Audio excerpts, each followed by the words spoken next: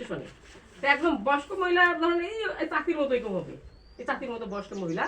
তা ট্রেনে উঠতে গিয়ে ওনার জুতাটা পড়ে গেছে নিচে, নিচে পড়ে গেছে, কেউ নামে না, নিচে নামে না।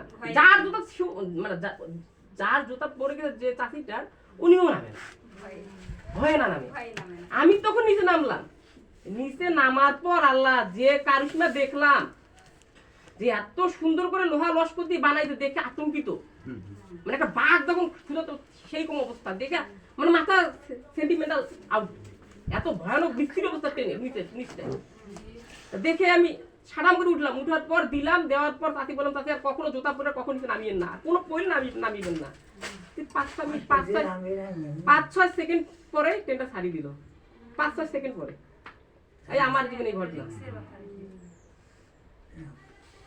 এই হচ্ছে ঘটনা। যাই হোক, আমি হয়তো পৃথিবীতে বাঁচতাম না। আর একটা কথা, আমি আর একটাই বললাম, বিকাশে 20,400 টাকা মার খেয়েছিলাম। তার আজকে আর একটা সত্য কথা বলি, 20,400 টাকা 20,400 টাকা মার খেয়েছিলাম 70-এ। বিকাশের মতো প্রতারণা হয়েছিল কোনো এক কারণে। সচ্ছল মানুষ তো সহজেই মানুষ প্রতারণা করে ফেলছে। তা প্রতারণা যখন করছে, তা এটা শুনে ইন্টারেস্টিং কাহিনী। আমাকে টাকা ভাই একটু দাঁড়ান, এইটা শুনেন প্লিজ, শুনেন না। তা আমি আসলে দাদা আমি প্লিজ এইটা করতাম না, আমি না আমি এটা করতাম না। মানে সমাজ সেবাতে আসলে খুব একটা কঠিন কাজ, মানুষের সেবা করা কঠিন একটা, এটা করতাম না। মানে ইন্টারেস্টিং কাহিনী। আমি যখন 20,400 টাকা বিকে ধরা খাই, তখন আমি আমার মানুষ ডাঙে মারি ফেলতো। তো ওই মুহূর্তে যারা ছিল তারা বলতেছিল কি, দেখতেন ছেলেটা হ্যাকার, মানে বিকাশের টাকা যার বিকাশের টাকা মারি তাকে হ্যাকার বলা হয় ইংলিশে। হ্যাকার করে করে চেহারাটা অনেক সুন্দর হয়েছে বলতেছে, হ্যাকার করে করে। যাই হোক, যখন শেষে বুঝতে পারছে, যাই হোক আমি তখন আমার এক বড় ভাই কারমাইল কলেজে যখন শত্রু চাকরি করে, ওনাকে ডাক দিলাম, উনি সাহেব পাগলা ও একটা বাস, যাই হোক দুধ পাগলা 20 টাকা তো নিবে না। যাই হোক পরে 20,400 টাকা ম্যানেজ করে দিলাম।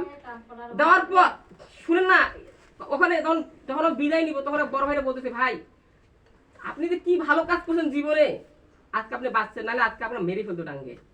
কি ভালো কাজ করছেন, এই যে মুহূর্তের কথাটা মনে পড়ে, জীবনে কি ভালো কাজ করছি, কি ভালো কাজ করছেন, এই কথাটা মনে পড়ে বলেই পরে ভাবলাম না, যাই হোক এটা করছি, এটা আমি ধরে রাখবোই, জীবনের শেষ পর্যন্ত এটা ধরে রাখবো।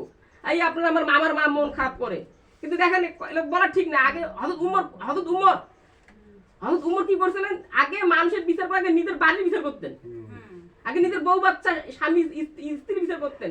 এই আমার মা মন খারাপ করে আছে, কিন্তু আমার মা কখন ভাবছে পা থেকে শুরু করে মাথা পর্যন্ত আমি সব দিছি, সব পা থেকে শুরু মাথা সব দিছি সব।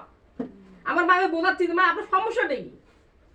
আমার মা কিন্তু কারণ দেখতেছে বাইরে থেকে ছেলে কি করে টাকা দিচ্ছে, হ্যান তেন একটা মাইতে লাগতেছে, আমার মা আমি বুঝতে পারতেছি না আপনার কোনো সমস্যাটা, আমি তো সব দিচ্ছি। কোন সন্তানে দেয়নি, কোটি কোটি টাকার মালিক, আমার কোনো ব্যাংক ব্যালেন্সও নেই, আমার কোনো ব্যাংক ব্যালেন্স নেই, আমি দিন আনি দিন খাই। এই 12,000 টাকা বোনাস পাইছি, বেতন পাইছি, বোনাস এটা আমি সবগুলো শেষ করে দিলাম। বোনাস ভাতাসহ সব কথা বললাম, বোনাস ভাতাসহ সব শেষ করে দিলাম। বরঞ্চ আমি বেতনটার মধ্যে টাচ করছি, আমার কোনো ব্যাংক ব্যালেন্স কোনো কিছু নেই। কিন্তু তারপর আমি বললাম মা আমার না থেকে যে আমি আপনাকে দিতে পারি, তারপর সমস্যা কি, এই মন খারাপ করে আছে। যাই হোক, আমি এইটা কারণেই এবার দিলাম কত 10 জনকে আসছে, চাকরি এসে বলে 11 জনকে দেওয়ার লাগবে, 10 জনের লিস্ট করছি, ওরা জন্য হয়তো 100 টাকা দিব, তাছাড়া কিছু করার নেই, 100 টাকা দিব, কিছু করার নেই। এখন শুনেন, তো এইটা আমি এতটুকু বলি, এক মুঠো ভাতের জন্য মানুষের সংগ্রাম করছিলাম। আর আমি এমন একটা মানুষ, আপনার কিন্তু কোনো শুনছেন এলাকায় কোনো নারী নিয়ে সমস্যা হ্যান ত্যান শুনছেন, আদি কোন শুনছেন?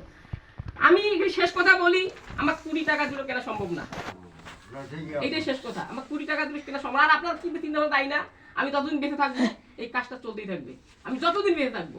কারণ বললাম তো এক মুঠো ভাতের জন্য সংগ্রাম করছি, এইটাই শেষ কথা। আসসালামু আলাইকুম। আম্মা মন খারাপ করিয়েন না, দাদা আপনি আগে নেন, হ্যাঁ কাটিয়া আবার কাট।